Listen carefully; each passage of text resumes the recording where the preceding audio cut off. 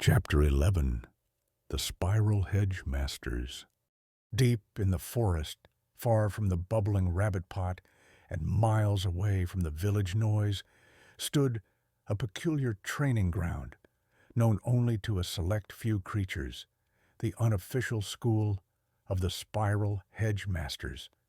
Whether it was truly a school was questionable. Whether they were truly masters was even more questionable. But one thing was certain. They were incredibly dedicated. In the center of a small clearing, Master Igolosio balanced on a tree stump, eyes closed, paws pressed together in what he called the pose of absolute serenity, though his whiskers twitched nervously every few seconds. "Students," he announced in a grand, echoing voice, "remember, true strength lies not in your spikes, but in avoiding landing face first when you roll." A dozen young hedgehogs stood before him. They were supposed to be still and focused, but the scene looked more like a group of pine cones that had suddenly developed emotions. One hedgehog spun in a tight ball and immediately rolled into a bush. Another attempted meditation, but fell asleep with a tiny snore. A third raised a paw and asked, "Master, what if the enemy is really scary?"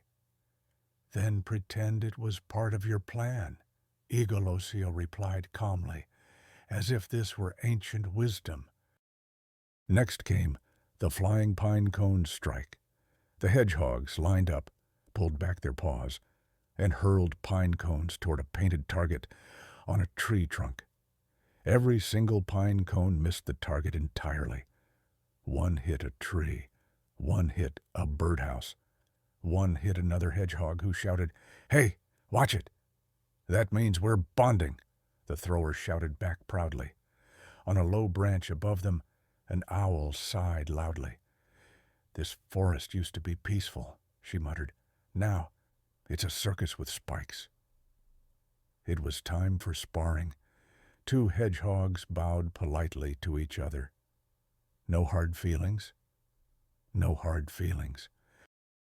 They rolled toward each other with heroic enthusiasm, then instantly veered off in opposite directions and became hopelessly tangled in two separate bushes.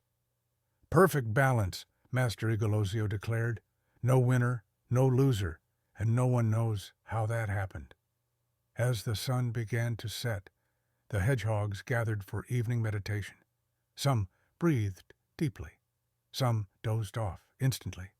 Some stared at a specific leaf, as though waiting for it to reveal ancient secrets. Little Pooh raised his arms and whispered, "Master, I feel a great flow of energy." "That's just the wind," said the hedgehog beside him. "You're sitting under the owl." At last, Master Igolosio took a deep breath and addressed his students. "Today we learned 3 truths. 1. Never jump sideways if there is a bush waiting for you. 2. Never begin a fight on an empty stomach. 3.